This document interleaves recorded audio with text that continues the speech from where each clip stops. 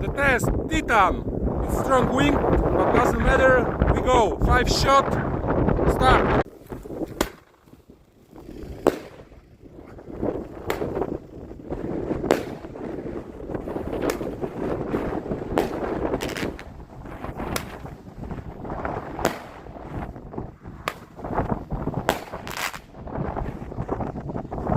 Now we test rockets blast.